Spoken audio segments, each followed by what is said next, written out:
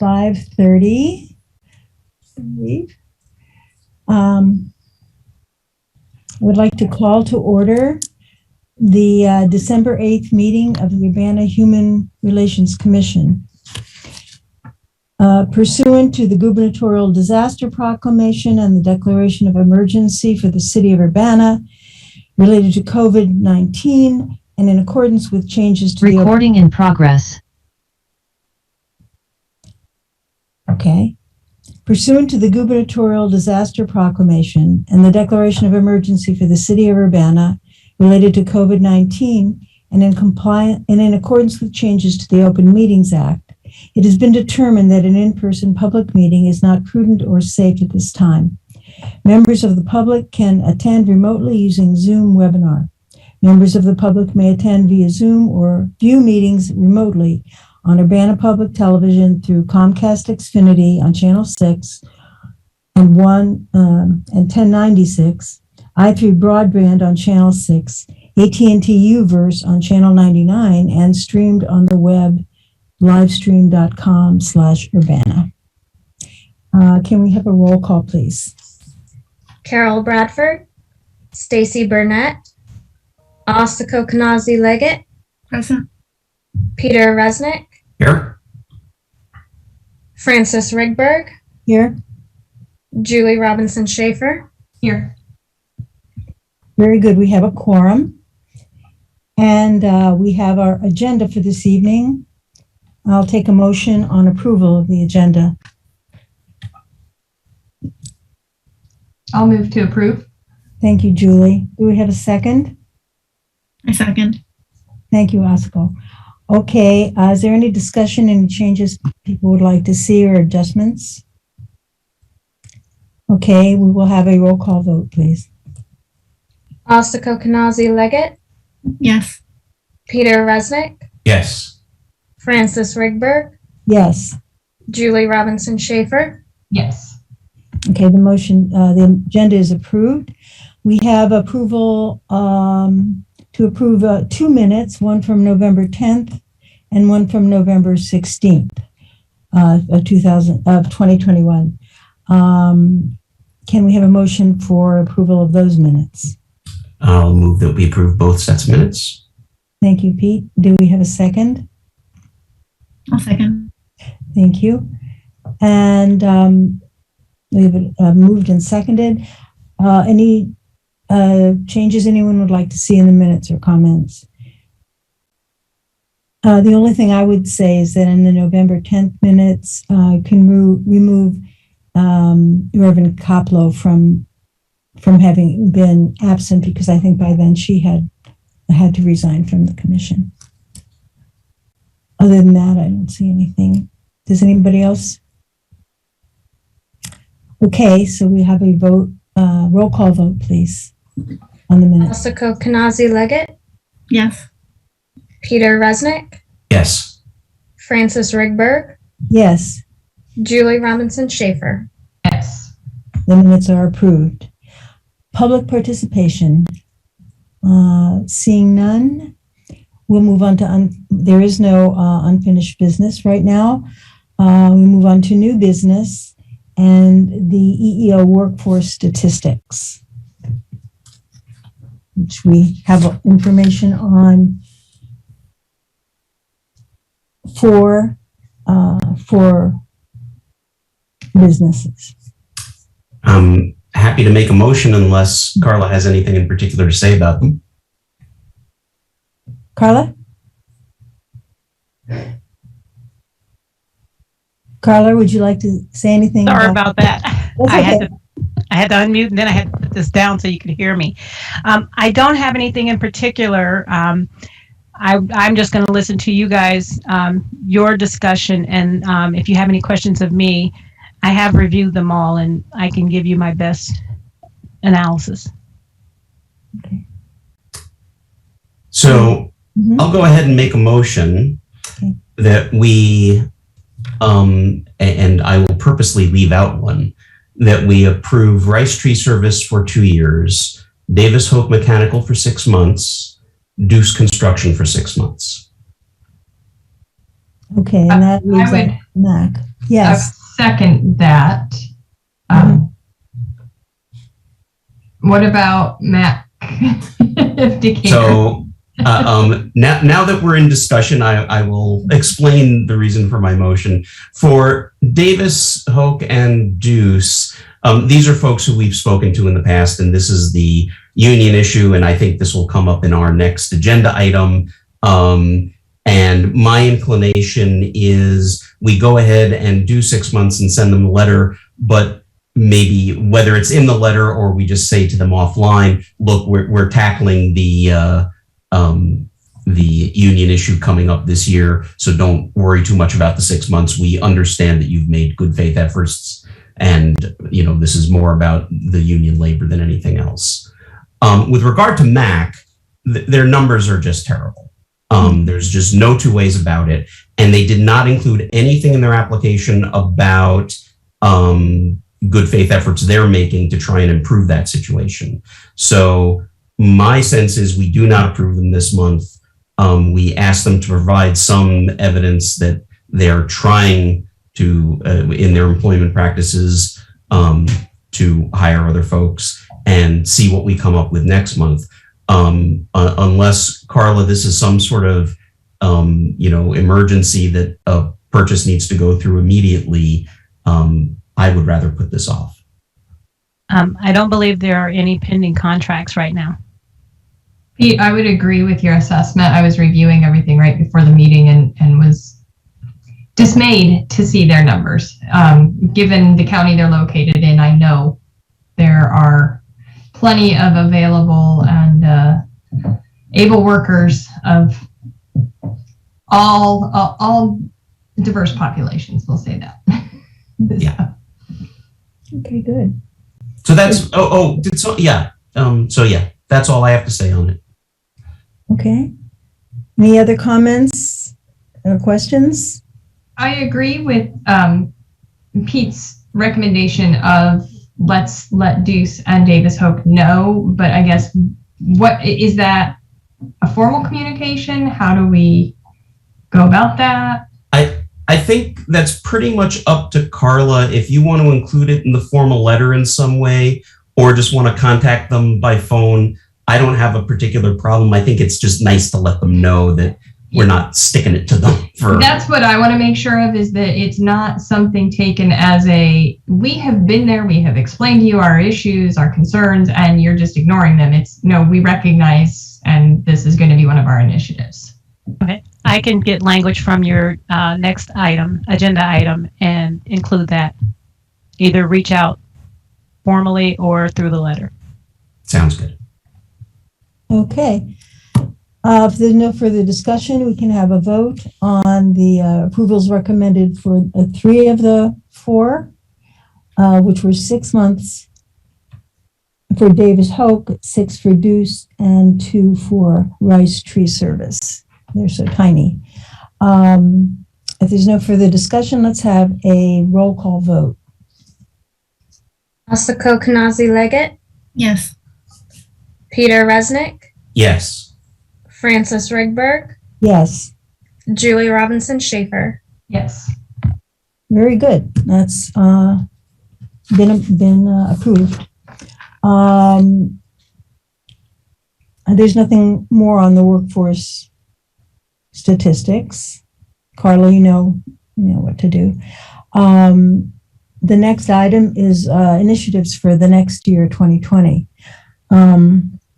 Put this on because we had good luck doing this last year, taking a good look at these initiatives and deciding to focus on housing. And I think we've had an unusually productive year, even though work remains to be done. It's clearly not all taken care of. So we're going to still be having work in the housing area into next year, but we may also have time either during or after that focus kind of calms down to look at other projects and areas we want to focus. And there have been rumblings about dealing with the union situation. So that's on the table. Does anybody else have an idea or an area they'd like to see us specifically do some specific things to promote. Anybody else or thoughts on the union question? I think on the union question, this is going to take some help from staff, certainly, but we developed this process for dealing with employers. We want to pretty much mirror the process for unions, but it's not going to be the same kind of thing where we get a contract and it goes through sort of the loop of contract handling. We're going to have to be a little proactive about this. If a contract comes in that refers to union, and we're probably going to have to ask contractors, please identify any unions that you're working with. We may want to do it during contract time. We may want to be proactive with all of the unions ahead of time and get them on some sort of approval cycle and review of their workforce statistics and such.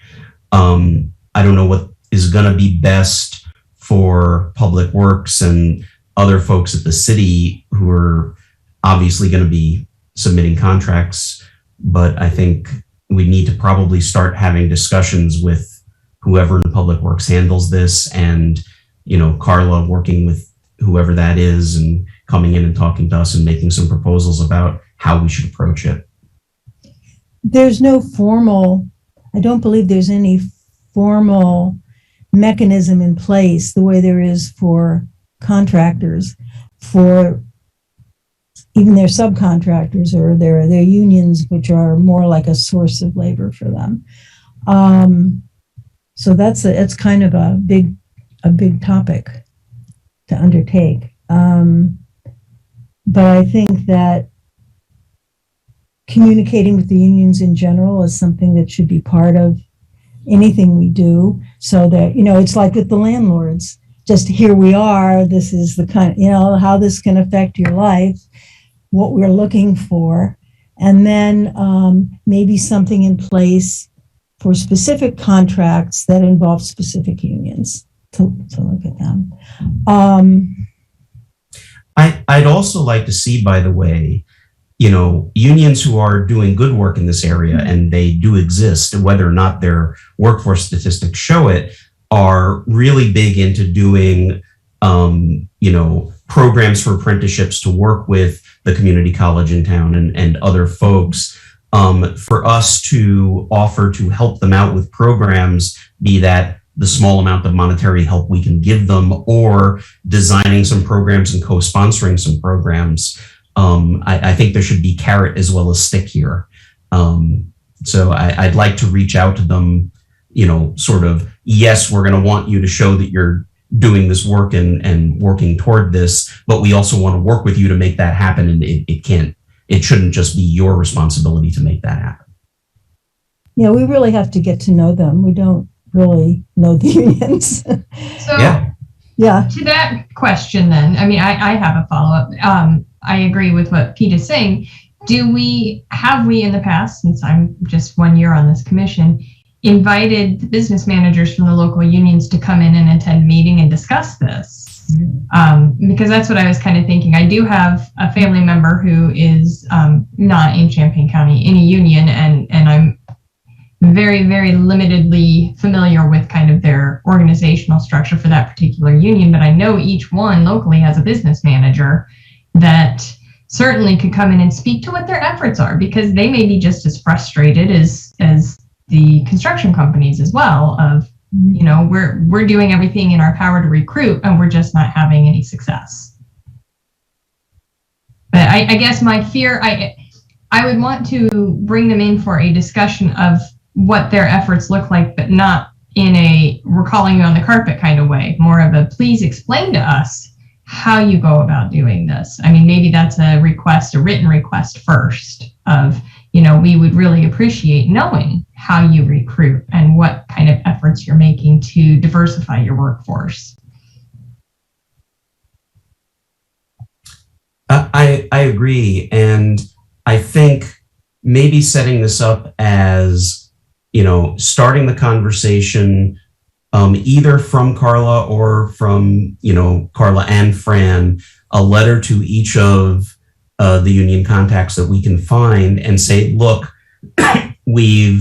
because we do contract approvals for city contracts, we've noticed that the workforce that you're dealing with isn't terribly diverse. We are responsible to work with you to see if we can improve that situation and check to see how that's going.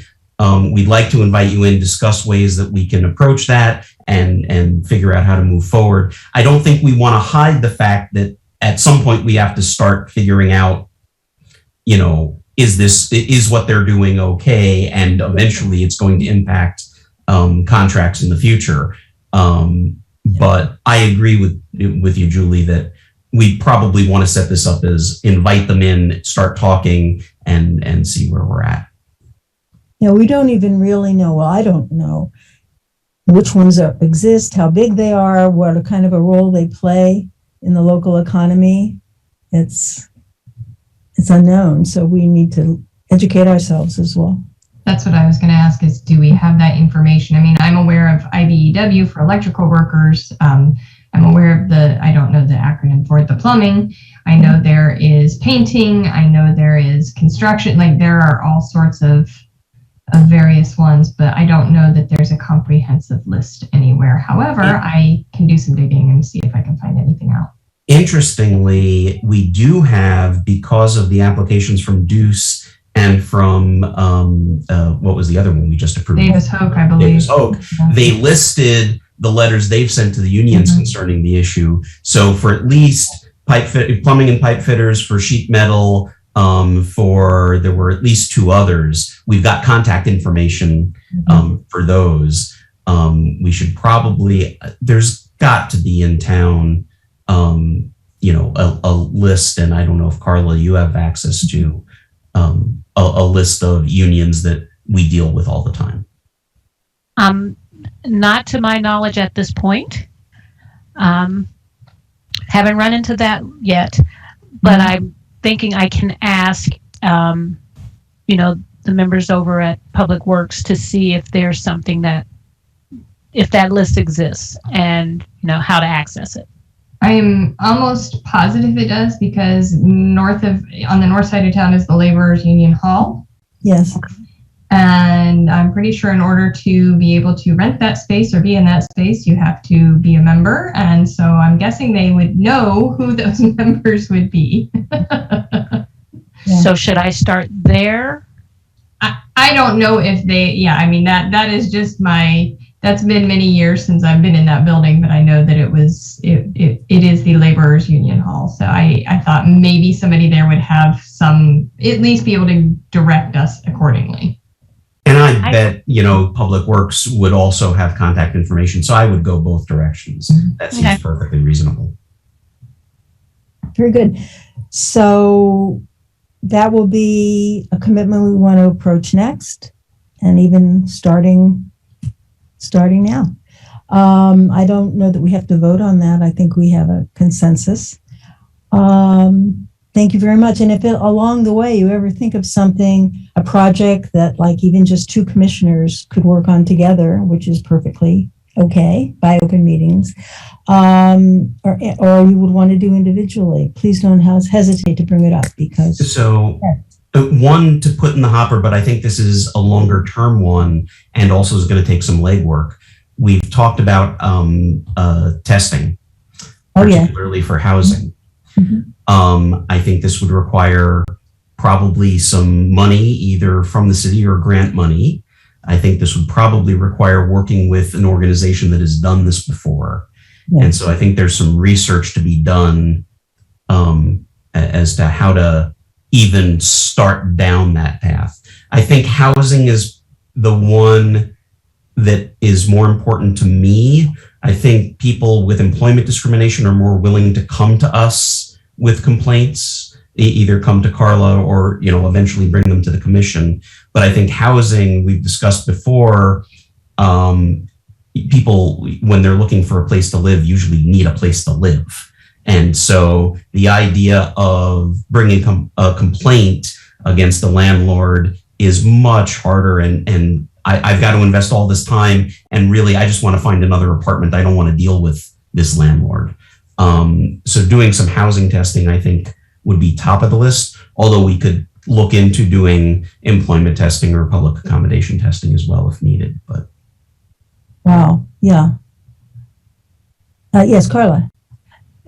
I've done some preliminary investigation on how that could happen, and as Pete says, that's something that we should not be doing as a commission, or you should not be doing as a commission. Mhm. But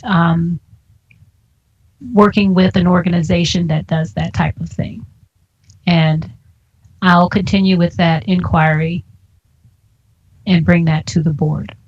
I wonder if there are contractors who would specialize in one sort of testing or another. That might be something to find out, whether, the same people could do housing and public accommodation testing, for what groups they would be interested in, because we protect a lot of groups that aren't always protected. So that's an issue as well.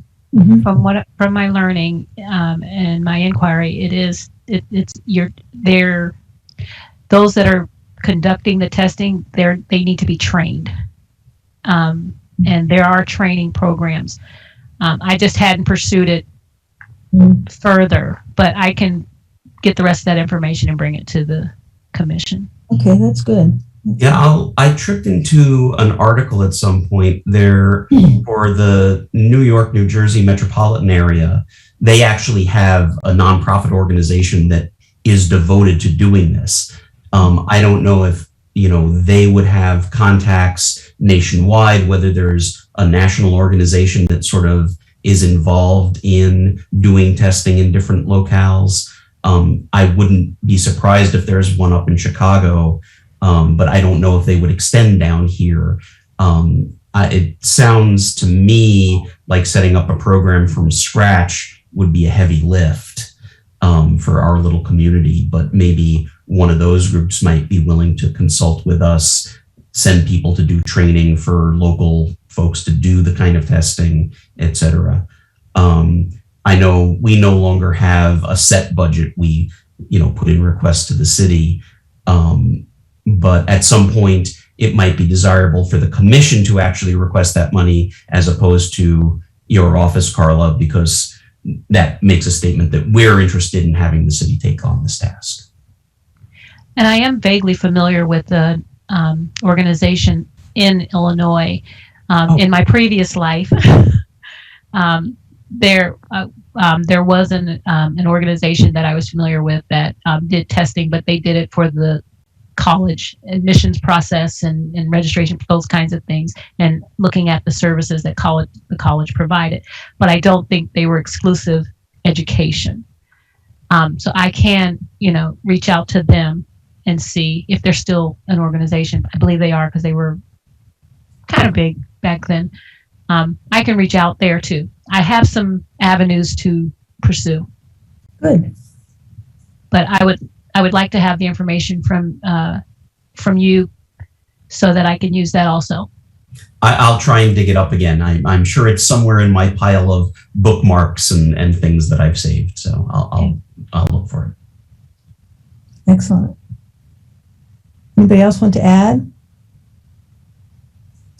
Okay, that's good. The schedule of 2020 meetings, I think you all have a copy of that.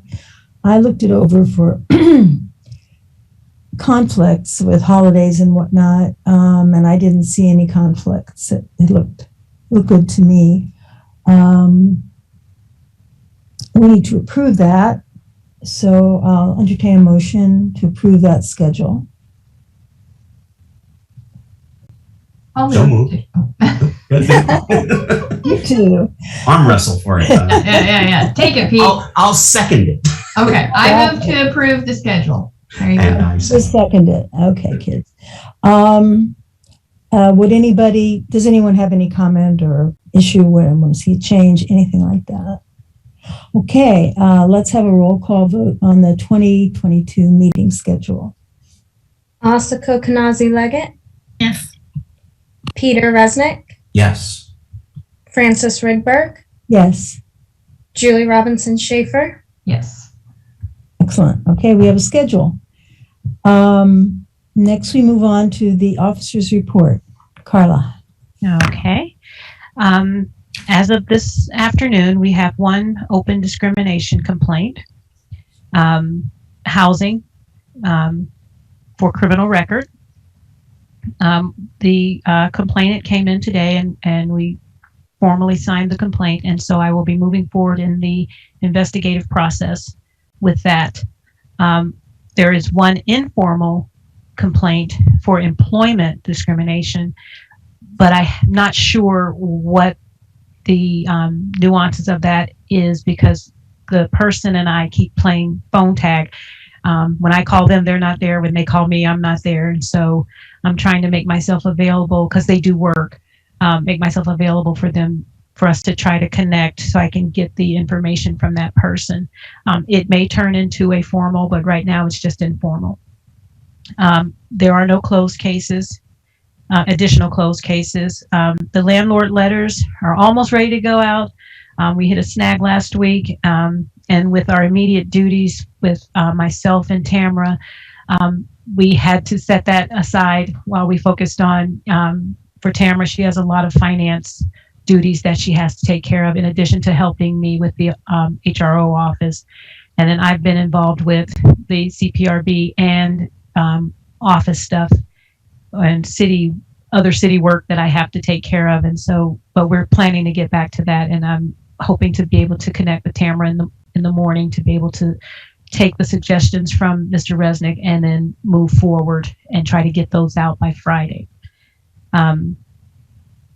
I think most of them are ready to go. There was just a few snags in trying to send, who do we send those to? And we wanted to make sure we were sending them to the right businesses and the right contacts. We didn't want to send it to a business that should not receive it because then that's a whole nother headache. I attended a ribbon cutting opening for a local female minority-owned business, the Glitter Box. It is located in the Lincoln Square Mall. Young entrepreneur opening her business and bubbly and ready to go. And so I was just glad to be a part of that and to just help celebrate her start opening her business and then, hopefully be able to patronize or something, or not patronize, but you know what I mean. Provide some, be able to do something there to support. I attended a couple of marketing meetings within the city to update the materials for the various departments. And I'm looking at purchasing table runners for the HRO office and the other commission that I staff, the CPRB. What we're looking at is the city is hoping to put together a marketing kit so that if you're looking at going out to different events and like recruiting for the positions that we are missing, or replacing those that are not on the board any longer, that if you go out to those events that there's a Human Rights Commission table runner and updated materials that you can pass out to people. And I also have the previous brochure that the marketing person at the city is helping update and make it more aesthetically pleasing and as someone else said, that they would want to read it. And so hopefully it'll be, eye-catching.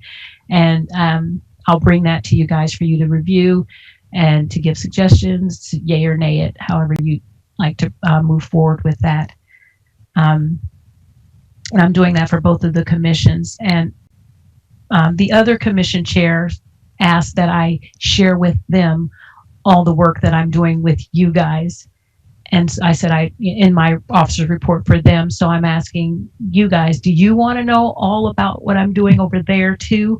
And it kind of gives you an idea of how tired I am, but also, some of the areas that we are working on. I think you guys keep me more busy than they, but I still there's still work that I have to do for them too, and updating their materials and working on their new initiatives, just so you have an idea. If you're wanting that, I can add that to the officer's report if you'd like. Well, we do have some things in common with them, and there are overlapping concerns, of course. So I think it's important that we all read the part of the ordinance that gives them their powers, just like we do for ourselves. And I'd like to hear the highlights of what's going on over there. Okay. Also, I attended the Mayor City Council goal setting meeting. They had a 2-night meeting. I didn't go to the second night due to my educational conflict, but I did attend the first night, and I thought it went rather well. I was very impressed with the work that they were doing and how they were processing the information, and so I'm really excited to see what is born out of that 2-day. I think it was a 2-day training for them. I also attended 4 internal staff leadership meetings. We've been meeting with the employees as a leadership team, getting their input and things like that. So time consuming, but very needed, very informational for us, and informative for the leadership staff. And I'm continuing to meet weekly with the chair, getting really good insight on understanding the ordinance and historical knowledge and things like that, which is very helpful to me to be able to know what I'm doing, but also where we've come from so we can figure out how we're going to get where we're trying to go. Updates. We are in the editing phase of updating the ordinance to reflect the name change. I did receive the updated, the written ordinance, whereas this and that. I did get that from the city attorney, and so I shared that with the chair and the vice chair, and they've made some edits, and so I'll get that process moving forward. But then I'm going to also find out when and how it goes to the council. And then I will let you guys know that, so that you're able to either attend or, be aware of when that final adoption will take place. And then the last thing is, again, updating the HRC brochure. There was the one card, the 2-sided card, like cardstock. We're looking at that, but we're also looking at a trifold brochure. And as we get that, I've shared the previous information, and then as we get that, I will bring that to you too. I'll probably send that one out electronically, so you can give feedback, and then we can incorporate that feedback, and then until we get a product that everyone is happy with. You're good. Thank you, Carla. In terms of announcements, I do want to mention that we got a letter from an assistant to a state representative who was very interested they're interested in adding personal appearance as a protected class at the state level. And we are according to her letter, one of the only municipalities in the country that protects people that lists personal appearance as a protected class. I'm just curious, which representative? What was her name? Gosh, it was a while back.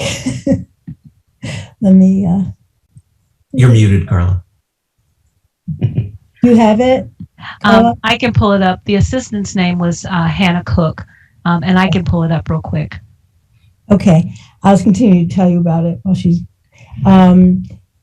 And so she wanted to know how we got that in there. And I said, yes, we do have it. And we list personal appearance and we define personal appearance to include the things she was particularly interested in, which were weight and body size and things like that. And we do specify those things. So I was not around when that particular class was added. Were you, Pete? I was going to go take a peek into my ordinance history folder. It might have been in there since 1975. That's what I thought. I don't know which things were in there originally, which was already pretty progressive, and versus things that were added later. But I said I had been around for the prior conviction, and I gave her an idea of how that process was. So, and I invited her to ask any further questions she might have. But I thought I was kind of proud of Urbana to get that request.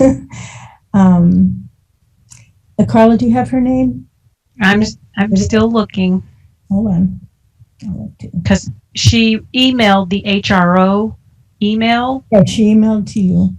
but it went to the HRO, and the only way I can access the HRO email is in the office from my desktop. You can't. Carla, I'll check it right now and see if I can find it. Can you check Yeah. it? Mm-hmm. You have access to the HRO. It was not in the 1975 version. Uh-huh. It's interesting. Carla, what was that name again of who might have sent it? Hannah Cook. Okay.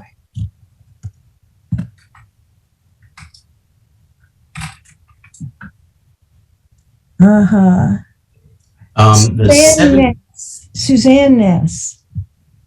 Suzanne. Yes, I Yes. just found it right as you were saying that, Suzanne. Ness. Yeah, we found it. And by the way, it is in the 78 or 79 update. Well, thank you. Yeah. So I'd like to know when various things were added. I think that would be interesting. In May of 1979, that one was done. Okay. Interesting. Yeah. Okay. Does anybody else have any announcements they'd like to make? A bummer of an announcement that Tamara sent out to us. Although generally, a good thing for this person, but we got email from Carol Bradford that she is taking on the role as Director of Substance Use Treatment at Rosecrans, but because of that, she has to step down from the commission. Nice. That is a nice move for her. Yeah, and she will be greatly missed on the commission, but great congratulations to her new position. And at some point when the pandemic lets up, we have to probably go out for a drink with a bunch of people who have left and come on in these last few years and raise a glass. But congratulations to her. Yes, that's great. So there's us who are here and Stacy, and that's our little commission. So if you know anybody who's good candidates, spread the word. Yes, Carla. Are there 3 needed at this point? Yes. Yeah. We're 8 or 9 at maximum. Are we 9? I believe we're 9. We're 9. Yeah. We're 9. Okay, so that would be 4 more. No, 4 more. 5. 5? No, 4 more. No, yeah, let's Stacy. We're 4 short. I think we can have as many as 4 more. So, yeah, we have a quorum, and that's good. Thank you, Pete. Any other announcements? Okay, have questions or anything? It's 6:10. I think we are ready to adjourn. Good night, everybody, and thank you for coming.